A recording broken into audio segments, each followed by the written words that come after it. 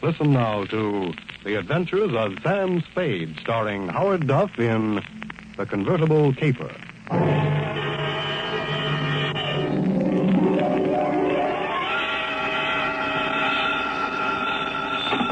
Sam Spade Detective Agency. Me, sweetheart. Sam, I knew you'd have the courage to come back and face it. Well, I'm back, Effie. What shall I face first? You didn't do something else, did you, Sam? Besides what? Besides running away with that woman in a stolen car. You're a little mixed up, Effie. The car was stolen from her.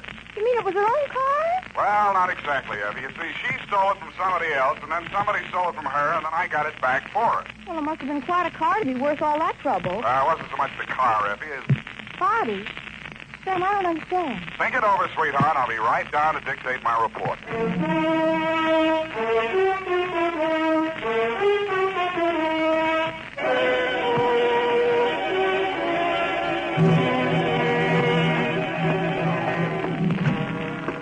Oh, Sam, look at you. Can't you take no for an answer? And just what do you mean by that, Miss Perrine?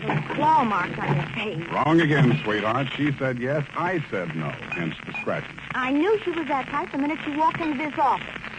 That ankle bracelet and green nail polish. Green nail polish. Well, puce colors. This one goes to homicide, Effie. Oh, not another murder, Sam. What else?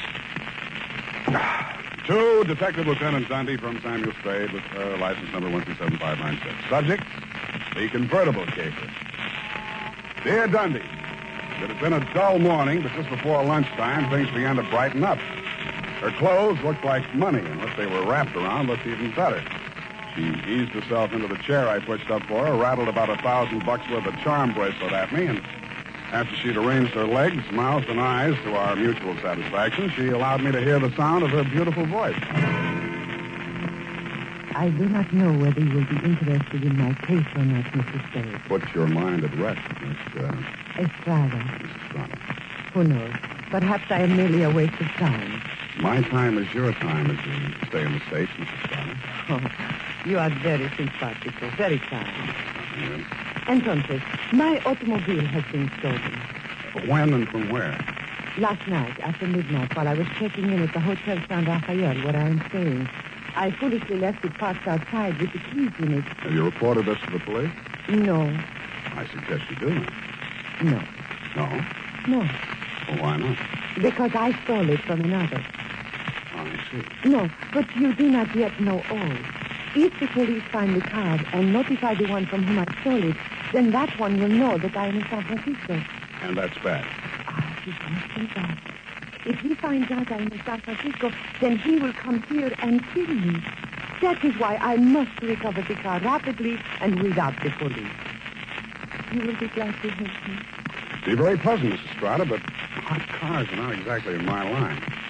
You wish that I don't think anybody would murder you just for stealing his car. Oh, not for the car, no.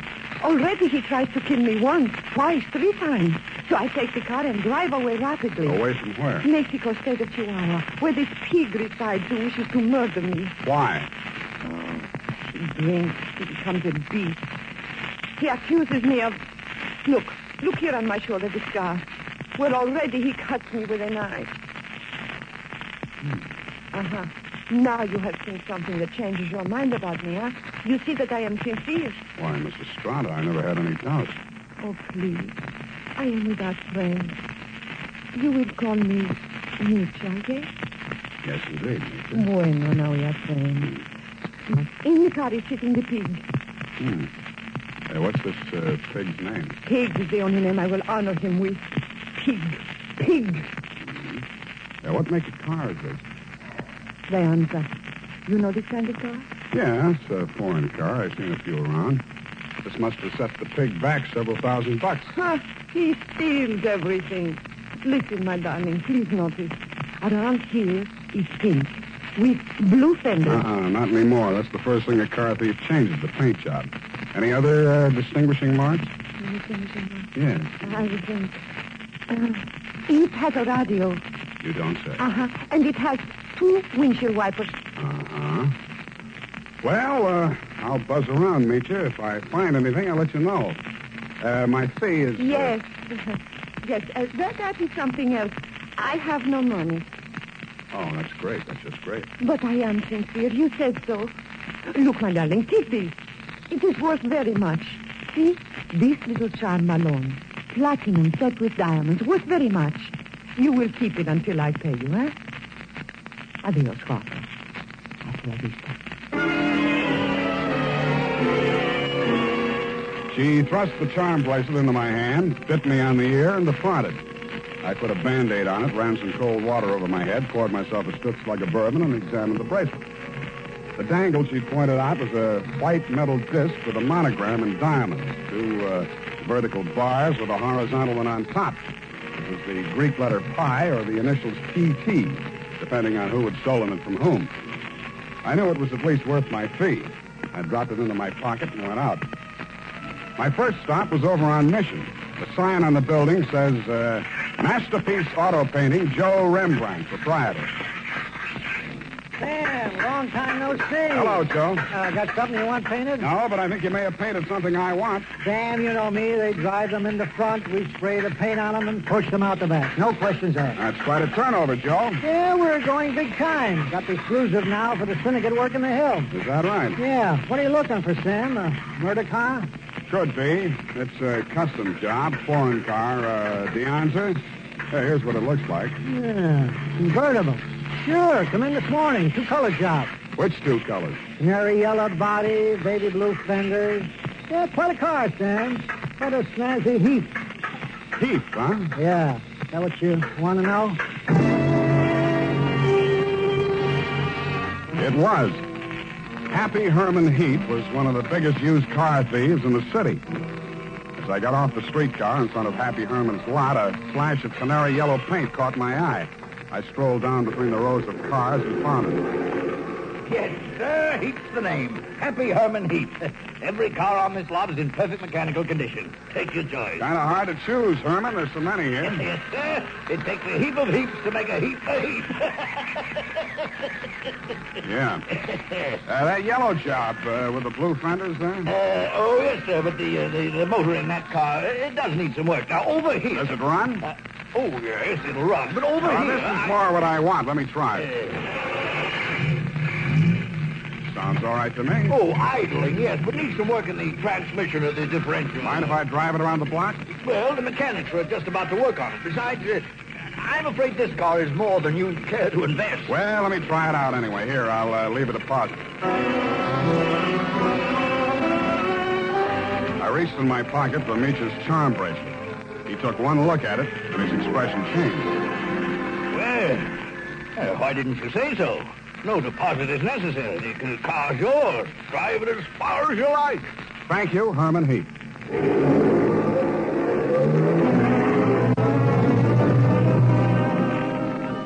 I took him at his word. I put the magic bracelet in my pocket, drove back to O'Farrell Street, parked in front of the San Rafael Hotel, slipped the doorman a buck to wash it for me, and went on into the lobby.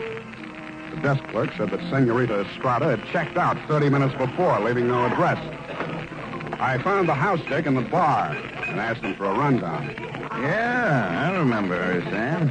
Very nice dish. Any callers, Tiny? Yeah, two guys. Yeah? Who went out when they came, ain't been back since. Who were they? You won't believe it, Sam. One of them was Tom Carey. What's he doing in San Francisco? He's wanted for murder. And I don't know, but there must be plenty in it if he brought him back across the border. He's staying here? Yeah, room 613. Uh-huh. Do me a favor, will you, Tiny? Anything at all, Sam. There's a car parked outside in the loading zone here. Stow it in the hotel garage for me, will you? Upstairs, as far out of sight as you can get it. I went upstairs and rang the buzzer at room 613. The door was opened by a little dark-complected man with hard eyes and Indian features. There was a mean-looking knife in his hand, but he put it away at a nod from Tom Carey. How'd you find out I was in town? Not from Meecha. I don't know how much she told you, Sam, but if she told you this much, she was 11. It's $1 million caper. And you know some of the things I've done for less. What's in it for me? What'd she pay you? Nothing. She left this charm bracelet in Hock. Now, boss, I caught him now. Shut up, Parker. Give me that bracelet. Mine. Watch it, Tom. Don't crowd me. I got something bigger than this, or you wouldn't be here. All right, Sam, what do you want? I want to hear you talk. I guess you know I've been down Mexico way. I'm listening. I got a little business down here, garage business. Running hot cars across the border from the States? We cool them off. Little body work and his serial number, like plastic surgery. Sounds like a good business. You shouldn't be neglecting it. You met the dame. She says you want to kill her. I was off my trout. I scared her. I didn't mean anything. I thought I could scare her into sticking around. I let Parko nick her shoulder a little bit. Oh, just a little bit. Yeah. I figured her wrong. I know that now. If I could see her for 5 minutes just to talk to her, I know it'd be okay. I can't help you, Tom. I want to talk to her myself. Listen, she hasn't got a penny, only that car. She figures I'm peddling that. Not anymore. She already sold it? Some car thieves took it. She hired me to trace it. Listen, Sam. Maybe broke in a strange country, I'd look good to her again. Here's $1,000, Sam. Oh, this is so sudden, Tom. Nothing. When you see her again, give her that bracelet back, huh? It was a present from me. And whatever you do, don't find that car. Okay, Tom, it's a promise. Thanks, man. Only one thing I don't understand. You said it was $1 million caper. I meant that. She's worth $1 million to me, Sam. The girl, Tom? Or the car? Oh, I wish you hadn't asked that question, Sam. I really do.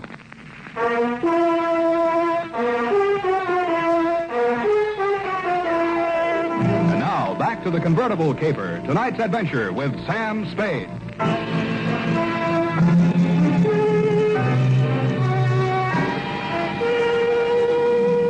When Tom Carey said $1 million caper, he meant just that.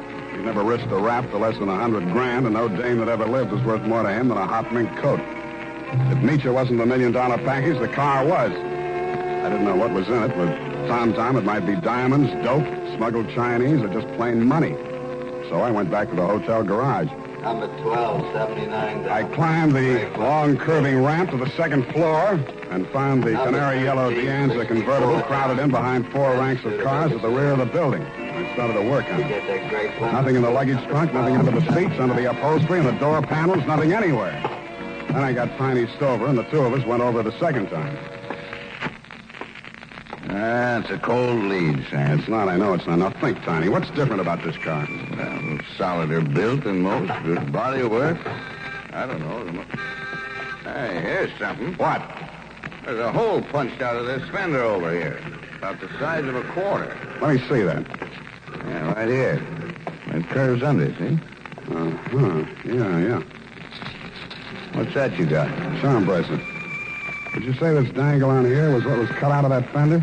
Let me see. It fits. Fits even the curve. Yeah. What does it mean, Sam? The dangle on the bracelet is solid platinum. Hey, Sam, are you trying to tell me the fenders on this heap are solid platinum? You got a pocket knife, Tiny? Yeah. Thanks. Yeah, it shines.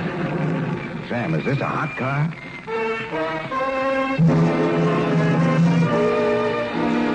I didn't answer him. I didn't have to. He looked from the gray-white gleam of the bracelet shine to the square of paint I'd scraped off the fender and answered the question himself. Meach's convertible was convertible in more ways than one. It was about the hottest car in San Francisco as of that moment. After I'd left the garage, I tried to phone Tom, but he wasn't in. I had an uncomfortable feeling he was out looking for me.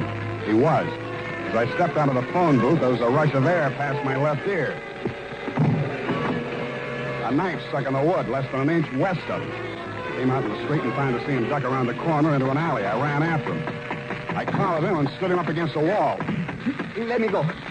I cut you down. What do you know about that car? What do you know about that car? Come on, talk, or you get more of this. I don't know nothing. They don't tell me nothing. Where's Meacher? I don't know. Meacher don't know nothing either. Only Tom and... Tom and who else? I don't talk no more. They cutting you in? I don't need no cut. The boss, he pays me good. 40 pesos. Sometimes more. Work for me and I'll cut you in. I cut you to pieces. The boss treats me good. Sure, you do all the dirty work. There's any trouble, you'll take the rap. What means rap? They put you in a little room and squirt gas in you. You fall dead. Gas? Tom do this? He does indeed. Venga. Come, I take you to see the man. Su nombre es Felix. I think he will be very happy to see you.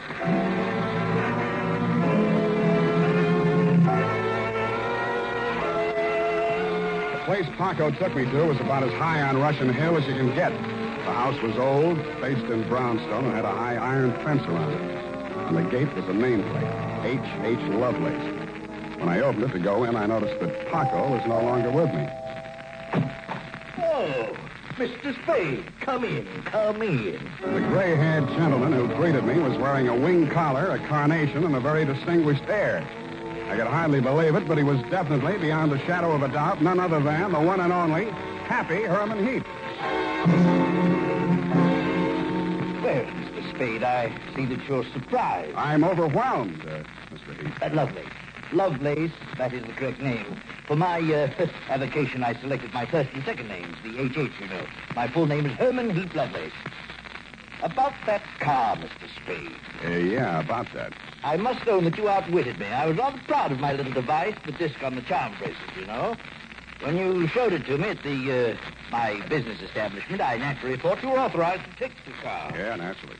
However, I'm not averse to enterprise in a young man, and I'm prepared to pay for my blunder. You said $1 million I still couldn't accept, Mr. Lovelace. Oh, why not? I was hired to recover that car for my client. It's not mine to sell. Well, it's certainly not hers. I don't care whose it is. All I know is that my client's life is in danger, and it has something to do with that car. Miss Estrada? Yeah. Excuse me one moment. Please arrive. Hello, Papa. That's all she said. Then she stood there looking at me in that way that made you not care who she was double-crossing or why. Then she turned to Lovelace, alias Herman Heap. How much does he know? Alas, everything, I fear. He has agreed to our terms? Yes. Good. I must have my bracelet back now, Sam. Sure, it's right here in my... I reached in my coat pocket for the charm bracelet she'd given me to keep for her. It wasn't there. It wasn't in any of my pockets. I guessed that it was in one of Paco's pockets. Mitya watched me fumbling, her eyes blazing with anger. Fool, you have lost it. We are helpless without that. I thought it was the car you wanted. Please, one thing at a time. I suggest that we first gain possession of the car. Yes, Lovelace, you are right. First, the car.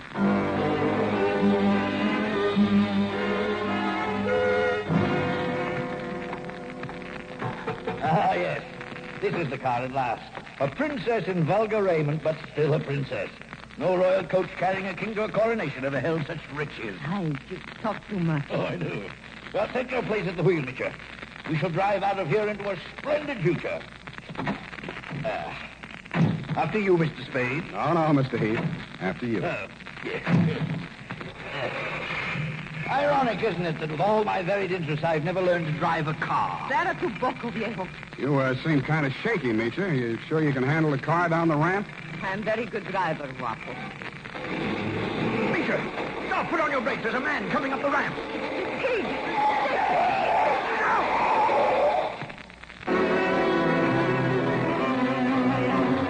He was dead before I got to him. As I leaned over him, I saw the bracelet lying beside his hand. I picked it up and walked back to the car. Mitya and Herman Heap Lovelace were sitting in stony silence, glaring at each other. Is he dead? Yeah. Was the bracelet on him? I didn't look. Lovelace, go and frisk him. Oh, must I? It's very distasteful to me. Come, Mr. Spade. You fool. We trust this detective. Go on. Very well. Get in, Sam. Get in. We leave him here. What's the matter? Is something wrong? Oh, nothing at all. Come back here! This is an outbreak! I mean, quick! Come back here, I say!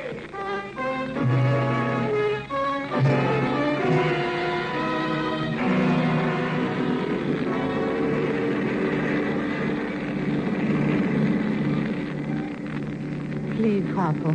A cigarette. Sure. Here you are. Gracias. De nada. I saw you pick up the bracelet. I meant that you should share with me. That is why I gave you the bracelet in the first place. I liked you. Couldn't have been because you were safe as long as Tom didn't know where the bracelet was, and if you had to kill somebody for it, it would be me. Please, querida, what does it matter now? We are together, we have the car, we have the bracelet, and the pig is dead. That's what worries me. Oh, surely you do not think I meant to kill him. Of course not. Your foot just slipped. You stepped on the gas by accident. Yes, that was it. It won't stick, sweetheart. Not with me. But with the police? My story won't help you. I don't know enough. Oh? Then I tell you everything. I was with Tom for a year. I hated him 365 days. I tried to run away. Always that Paco came after and brought me back. Then, Senor Lovelace came with the car. Senor Lovelace had much money, but he could not take it from the country. So he bought, sold platinum. Some he received from refugees who had sent their fortunes abroad in that form. But there was no safe way to get it across the border. So for a cut, Tom had the platinum made into fenders and welded onto the car. Why was the bracelet so important? It was too dangerous for Lovelace to bargain directly. Tom was to get the money for the platinum and give the little piece of the fender as a token. Yeah. Lovelace would know who to give the car to when they showed it to him. That's why he let me drive the car off the lot, huh? I don't care, darling, even if you try to steal it. Now we understand each other, no? You are tough, too. Tougher than Tom, I think. Well, Now we have everything for ourselves, you and me. What do we care for the others, huh? you make a good pitch, sweetheart. You look beautiful while you're making it. But I don't like you driving. What do you mean? Pull over. I'm driving this heap back to the city. No. I said pull over. I won't let you do it. I don't care what happens. Take it easy. You want to kill us both? Sure, I will kill us both. We die together or we live together. Yes or no? You're nuts. Answer me. The answer is no. Bueno, you will see I mean what I say. The fog thinned out just as we rounded a bend in the road. There was a point ahead with a sheer 300-foot drop to the sea. She jerked the car away from the pavement and steered straight at it. I grabbed the wheel and pushed it. The car skidded on gravel and slid sideways toward the cliff. I got the door open and tried to yank her out with me. She held on and kicked me until I rolled free.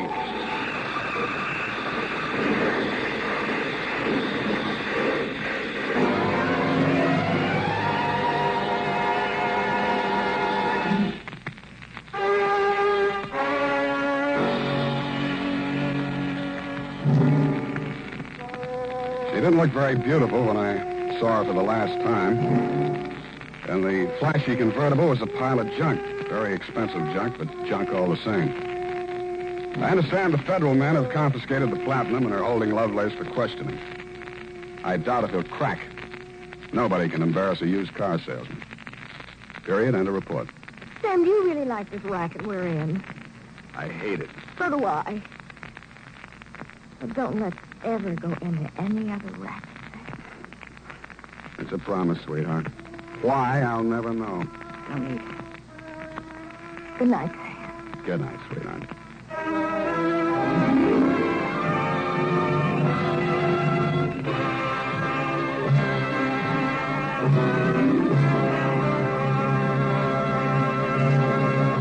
The Adventures of Sam Spade, Dashiell Hammett's famous private detective, was written for radio by Bob Tolman and Gil Dowd, with musical direction by Lud Gluskin.